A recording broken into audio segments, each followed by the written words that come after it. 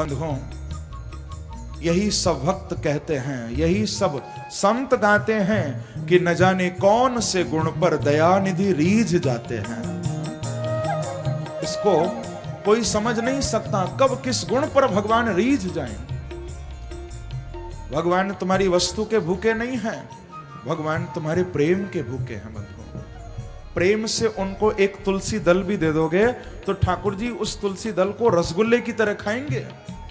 और यदि प्रेम नहीं है तो भगवान 56 भोग भी भोग नहीं लगाएंगे। कि जिसने हरि गुण गाए, जिसने हरि गुण गाए, तो प्रभु दौड़े चले आए, प्रभु दौड़े चले आए, ओ प्रभु दौड़े चले आए, प्रभु दौड़े चले आए, ओ हरि दौड़े चले आए, हरि दौड़े चले आए, हरि दौड़े चले आए, हरि दौड़े चले आए। दुर्योधन की मेवा भी त्यागे, दुर्योधन की मेवा भी त्यागे, ओ दुर्योधन के मेवा भी त्यागे, दुर्योधन के मेवा भी त्यागे। भूख लगी तो उठ कर के भागे, भूख लगी तो उठ कर के भागे, ओ भूख लगी तो उठ कर के भागे, भूख लगी तो उठ कर के भागे, ओ भूख लगी तो उठ कर के भागे, भूख लगी तो उठ कर के भागे, ओ भूख लगी तो उठ कर के भागे, भूख लगी तो उठ कर के भागे। जाके साक विदुर घर खाए, जाके साक विदुर घर खाए, ओ जाके साक विदुर घर खाए, जाके साक विदुर घर खाए। और प्रभु दौड़े चले आए, प्रभु दौड़े चले आए, प्रभु दौड़े चले आए, प्रभु दौड़े चले आए, ओ हरि दौड़े चले आए, हरि दौड़े चले आए, हरि दौड़े चले आए, हरि दौड़े चले आए। ओ जिसने हरि गुण गाए, हरि गुण गाए, ओ जिसने हरि गुण गाए,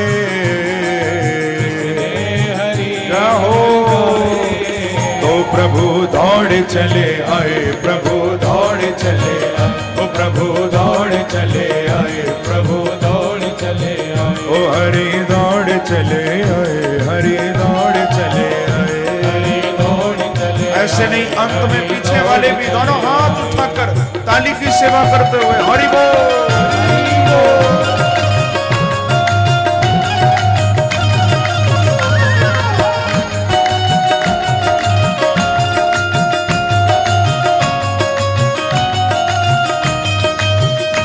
भक्तवत्सल भगवान की हो।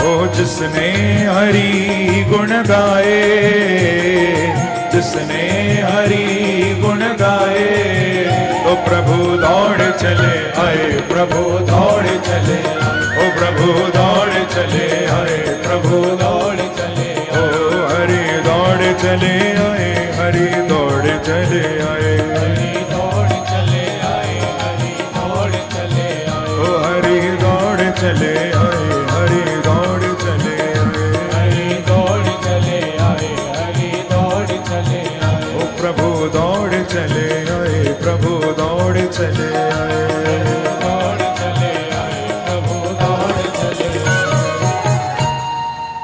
बोलो श्री वृंदावन बिहारी लाल की जय, जय श्री राधे। तो इस प्रकार से बंधुओं, भक्त जब भगवान को बुलाते हैं तो प्रभु को तो आना ही पड़ता है। ये सुंदर गजेंद्र मोक्ष का प्रसंग सुखदेव जी ने वर्णन किया है। आगे फिर महाराज परीक्षित ने प्रश्न किया था कि गुरुदेव, हमने सुना है यथा भगवता ब्रह्मन मथितः क्षीर सागरे, हमने सुना है कि चाक्षुष मनवंतर में भगवान ने देवताओं को और दैत्यों को मिलाकर सागर मंथन कराया था। सुखदेव जी बोले कि परीक्षित, तुमने बिल्कुल ठीक सुना, ये सागर मंथन हुआ था, बड़ा अद्भुत। हम आपको ये प्रसंग विस्तार से सुनाते हैं, आप लोग ध्यान देकर सुनिए। सागर मंथन का प्रसंग यहां अष्टम स्कंद में विशेष रूप से आया है। सुखदेव जी कहते हैं कि एक बार दुर्वासा ऋषि, प्रेम से कहो श्री राधे, सागर मंथन क्यों करना पड़ा, इसका कारण क्या है, हम लोग थोड़ा सुने। दुर्वासा ऋषि एक बार भगवान का दर्शन करके वैकुंठ से लौट रहे थे। जब दर्शन करके आ रहे थे, भगवान ने कृपा करके अपने गले की माला उतारकर दुर्वासा जी के गले में डाली, सम्मान किया। अब तो दुर्वासा जी फूले नहीं समा रहे कि वाह, आज तो भगवान की प्रसादी माला मेरे गले में आ गई है।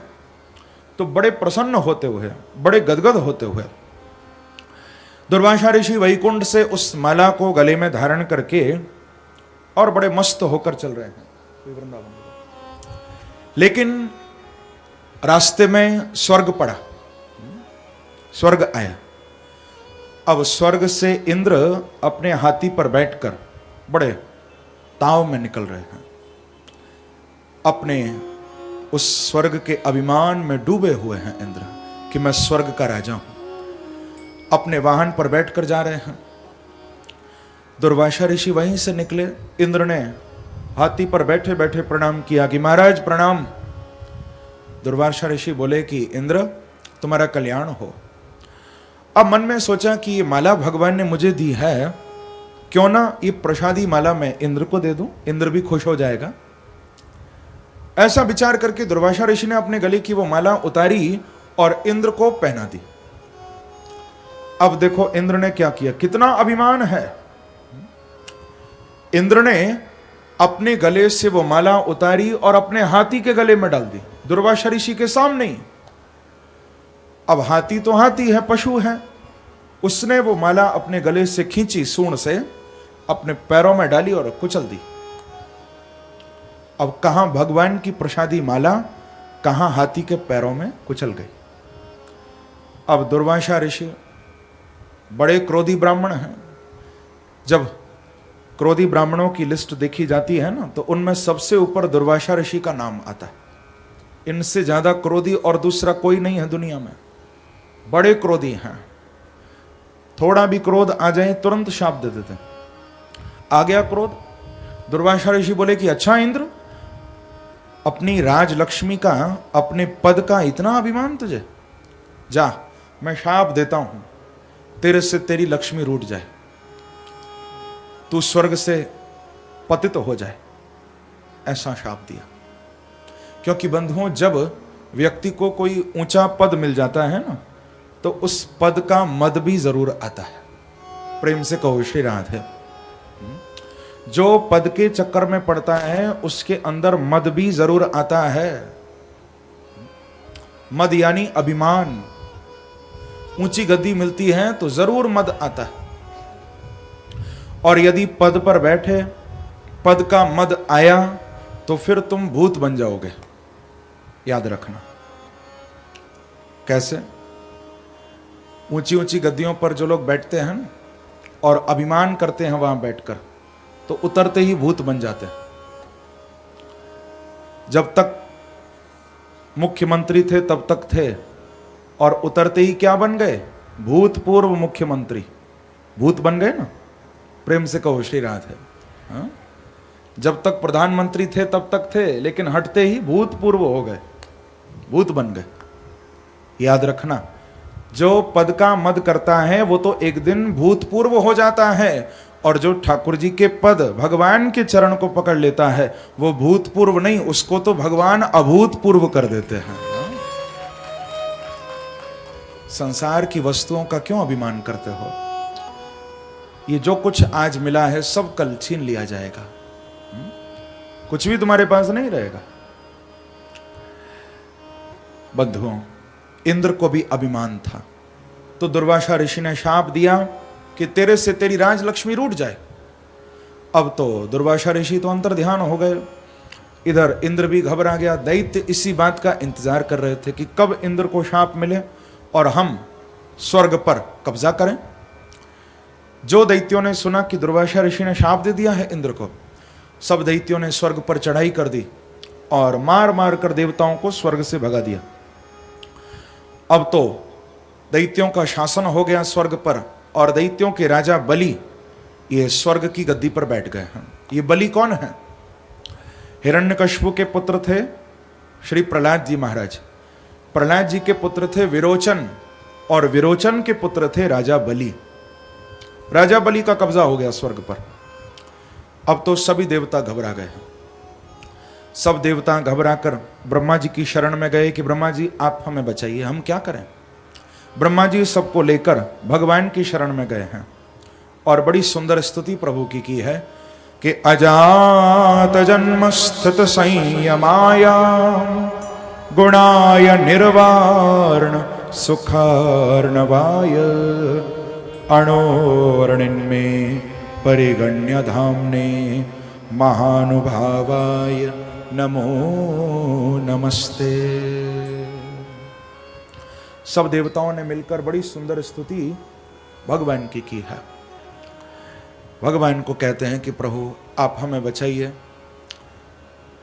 हमको दैत्यों ने स्वर्ग से मार मार के भगा दिया है। हे इस संसार के मूल कारण, हे प्रकृति से परे पूर्ण ब्रह्म परमात्मा, आप हमारी रक्षा करें। भगवान प्रकट हो गए। भगवान ने कहा कि देवताओं तुम बड़े स्वार्थी हो, पहले तो एक संत का अपमान कर दिया, अब जब संकट आया तो मेरे पास आए हो। इंद्र बोले कि प्रभु कोई बात नहीं, हम तो बच्चे हैं, बच्चों से तो गलती होती है, आप क्षमा करिए। तो भगवान बोले कि देवताओं यदि अपना कल्याण चाहते हो तो एक काम करना पड़ेगा। बोले भगवान क्या काम करना पड़ेगा? बोले देवताओं जाओ और जाकर तुम दैत्यों से मित्रता करो, दैत्यों से दोस्ती करो और उनके सामने जाकर सागर मंथन का प्रस्ताव तुम रखो। बोले भगवान आप कैसी बात कर रहे हो, हम दैत्यों से दोस्ती करें? वैसे भी दैत्य हमसे दोस्ती करने वाले नहीं हैं, हम चाहे कितना भी कोशिश कर लें वो नहीं करेंगे। बोले देवताओं तुम चिंता मत करो, जब व्यक्ति के ऊपर संकट का समय हो तो भागवत में भगवान ने ये बात कही है कि उस समय शत्रु से भी मित्रता कर लेनी चाहिए। ये नीति है। कैसे? बोले अहि मूषक वदत देवा ह्यर्थस्य पदवीम गतैः। प्रेम से कहो श्री राधे। जैसे कि एक बार सांप ने चूहे से दोस्ती की थी, अहि मूषक, इन दोनों की दोस्ती के बारे में भगवान ने बताया देवताओं को। बोले प्रभु कब दोस्ती हुई थी, हमको तो मालूम नहीं, आप बताइए। सांप का और चूहे का तो बहुत पुराना बैर है, सांप चूहों को खाता है, आप कहते हो दोस्ती हुई? कब हुई? एक बार एक पिटारी में एक सांप बंद था, कई दिनों से पड़ा हुआ था, भूखा प्यासा। तो उस पिटारी के पास से एक चूहाराम निकले, एक मूषक निकला। अब पिटारी के पास ही चूहा घूम रहा था। सांप ने जब देखा, सांप ने कहा कि भैया चूहा तुम कैसे हो, बड़े प्यार से। चूहे ने जो सांप की आवाज सुनी, चूहे ने कहा कि अच्छा महाराज आप इसमें बैठे हो, अब तो मैं इसके पास भी नहीं आऊंगा, जाने लगा। चूहे ने जब ये बात कही, सांप बोला कि अच्छा देख चूहा, तू हमसे क्यों इतना बैर करता है? मैं तो तुझे अपना दोस्त मानता हूं, तू तो मेरा दोस्त है, मेरा मित्र है। चूहे ने कहा कि तुम मतलबी हो, मतलब के लिए सब बोल रहे हो। सांप ने कहा कि नहीं नहीं चूहा तू ऐसा मत सोच, मैं मतलबी नहीं हूं बिल्कुल भी। मैं तो कई दिनों से सोच रहा था कि हम दोनों की, चूहे और सांप की, ये जन्मजात लड़ाई चली आ रही है। मैं तो कब से सोच रहा था कि इस लड़ाई को हमेशा के लिए क्यों ना खत्म कर दिया जाए। बाहर निकले तो पहला झपट्टा किस पे मारा? चूहे पे, क्योंकि इतने दिन के भूखे थे अंदर। चूहे ने कहा कि भैया तू तो मुझे ही खाता है। सांप बोला कि यदि घोड़ा घास से यारी करेगा तो फिर जिंदा कैसे रहेगा? प्रेम से कहो श्री राधे, यदि तेरे से दोस्ती करूंगा तो मैं भूखा मर जाऊंगा। यही बात भगवान बता रहे हैं कि देखो देवताओं, अभी तुम्हारे ऊपर संकट है, तुम दैत्यों से मित्रता करो और उनको जाकर कहना कि सागर मंथन तुम्हारे साथ मिलकर दैत्य करें। सागर मंथन से अमृत निकलेगा, तुम दैत्यों को अमृत पीने का लोभ देना, दैत्य तुम्हारी बात मानेंगे। अब ऐसा ही हुआ, जाकर दैत्यों से निवेदन किया, सागर मंथन का प्रस्ताव रखा। सब दैत्य बोले कि देवताओं, हम तुम्हारे साथ मिलकर क्यों मंथन करें? बोले भगवान ने कहा है कि उस सागर मंथन से अमृत निकलेगा।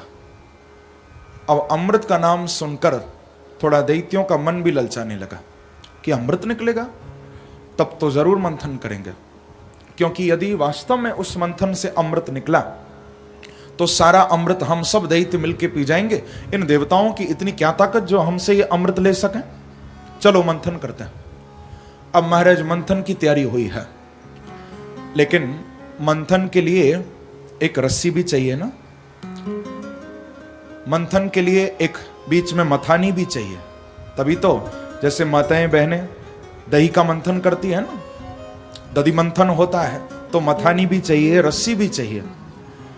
तो भगवान की प्रेरणा से बांसुकी नाग को रस्सी बनाया गया है। उस बांसुकी नाग को भी अमृत पीने का लोभ दिया गया कि हम तुझे भी अमृत देंगे, तू रस्सी बन जा। वो भी तैयार हो गया और मंदराचल पर्वत की मथानी बनाई गई है। अब मंदराचल पर्वत को उठाकर उखाड़कर सागर तक पहुंचाना है।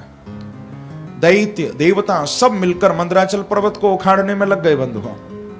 लेकिन जैसे ही उस पर्वत को उखाड़ा तो उखाड़ तो लिया, पर जब लेकर सागर की ओर चलने लगे उस मंदराचल पर्वत को, तो बीच में वो पर्वत ही धड़ाम से गिर पड़ा और जितने देवता जितने दैत्य उस पर्वत के नीचे आए सबका चूर्ण बन गया, सब दब के मर गए। अब कैसे मंथन हो? भगवान समझ गए कि ये उठाकर इस पर्वत को नहीं ले जा सकते, तो भगवान ने अपना हस्त कमल प्रकट किया। प्रभु ने यहां पर अजित अवतार धारण किया है। बोलो अजित भगवान की जय। अपने हस्त कमल के ऊपर भगवान उस पर्वत को उठाकर लेकर आए हैं और सागर के मध्य में भगवान ने उस पर्वत को विराजमान किया। अब बांसुकी नाग की रस्सी बनाई गई, एक ओर देवता खड़े हो गए हैं उस सर्प को पकड़कर और दूसरी ओर दैत्य खड़े हो गए। लेकिन यहां भी थोड़ी गड़बड़ हुई। देवता उस मंथन के लिए तैयार तो हो गए, लेकिन देवता उस सर्प के मुख की ओर खड़े थे और दैत्य उस सर्प की पूंछ पकड़ के खड़े थे। अब उस सर्प के मुख से जहरीली श्वास निकल रही थी। देवता घबराने लगे, अब क्या करें? थोड़ी देर मंथन और हुआ तो हम तो यहीं मर जाएंगे, जहरीली श्वासें निकल रही हैं सांप के मुख से। तो देवताओं ने एक युक्ति निकाली। देवता जोर जोर से बोलने लगे कि देखो हम कितने भाग्यशाली हैं, हमको सर्प का मुख मिला है। इस ओर से सर्प को पकड़ना ये बड़े बड़ों के बस की बात नहीं है। हम कितने भाग्यशाली हैं, हम सर्प के मुख को पकड़ के मंथन कर रहे हैं और देखो इन दैत्यों को ये तो पूंछ पकड़ के खड़े हैं। जो ऐसा कहा, अब दैत्य कहां पीछे हटने वाले? बोले अच्छा ऐसी बात है, देवताओं चलो सब पूंछ की ओर आ जाओ, हम लोग मुख की ओर खड़े होंगे, नहीं तो मंथन नहीं होगा। देवता तो यही चाहते थे। देखो ऐसे लोग संसार में होते हैं जो मीठी मीठी बातें बनाकर सामने वाले को उकसा देते हैं। कहते हैं ना चने के झाड़ पर चढ़ा दिया। प्रेम से कहो श्री राधे। ऐसा ही किया। अब तो सारे दैत्य मुख की ओर आ गए। अब खूब जहरीली श्वासें निकल रही हैं, लेकिन क्या करें, छोड़ भी नहीं सकते, खुद आए हैं यहां। मंथन होने लगा। थोड़ी देर जब मंथन हुआ बंधुओं, अभी मंथन शुरू ही हुआ था, देवताओं की हालत भी पस्त हो गई और देवताओं के साथ साथ दैत्यों की भी हालत पस्त। 2-4 बार उस पर्वत को हिलाया, फिर नहीं हिला, हो घबरा गए। भगवान समझ गए कि इन दोनों में ताकत नहीं है, न देवता मंथन कर सकते हैं न दैत्य मंथन कर सकते हैं। तो आप देखो कितना अद्भुत दृश्य है। भगवान ने स्वयं देवताओं में तो दैवी शक्ति से प्रवेश किया है और दैत्यों में दानवी शक्ति से भगवान ने प्रवेश किया और भगवान ही मंथन करने लगे हैं आज। देवताओं की ओर देखो तो भगवान नजर आ रहे हैं, दैत्यों की ओर देखो तो भगवान नजर आ रहे हैं। लेकिन जैसे ही मंथन हुआ, ताकत लगाकर जब मंथन किया, तो बंधुओं वो मंदराचल पर्वत ही पानी के अंदर जाने लगा। बड़ी मुसीबत आई है इस मंथन में। वो पर्वत पानी के अंदर डूबने लगा। अब कैसे मंथन हो? तो यहां भी भगवान ने कृपा की, वो पर्वत पानी में न डूबे तो इसके लिए मेरे प्रभु कच्छप बन के, कछुआ बन के आए हैं और पर्वत के नीचे आकर भगवान बैठ गए हैं। बोलो कच्छप भगवान की जय, श्री वृंदावन बिहारी लाल की जय। कछुआ बनकर अपनी पीठ पर भगवान ने उस पर्वत को धारण कर लिया है और अब मंथन हो रहा है। देखो कितना अद्भुत दृश्य है।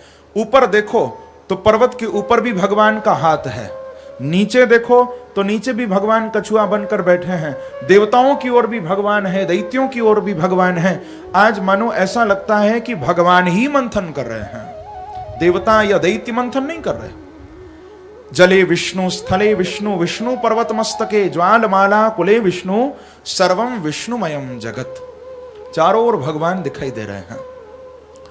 बंधुओं, जब मंथन हुआ तो उस मंथन से सर्वप्रथम निकला है कालकूट विष। पहले जहर निकला है। अब उस विष के निकलते ही देवता भी घबरा गए, दैत्य भी घबरा गए, मंथन छोड़ दिया, सब भागने लगे कि यहां तो हम सोच रहे थे कि अमृत निकलेगा, पर पहले तो जहर ही निकल आया। घबरा गए। भगवान को प्रार्थना की कि प्रभु आप बचाइए।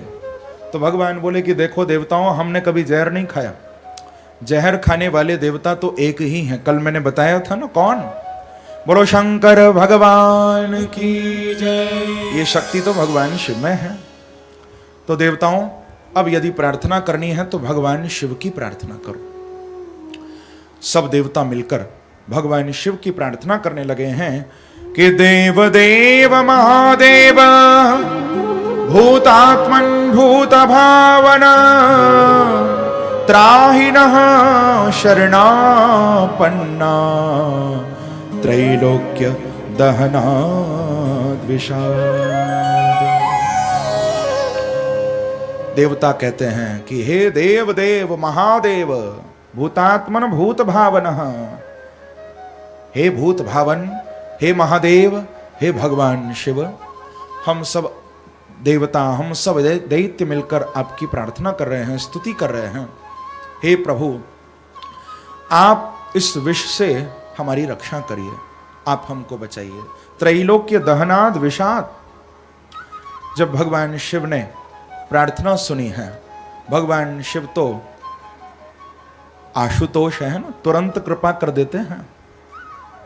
सबसे जल्दी प्रसन्न होने वाले यदि कोई देवता हैं तो वो भगवान शिव ही हैं बंधुओं।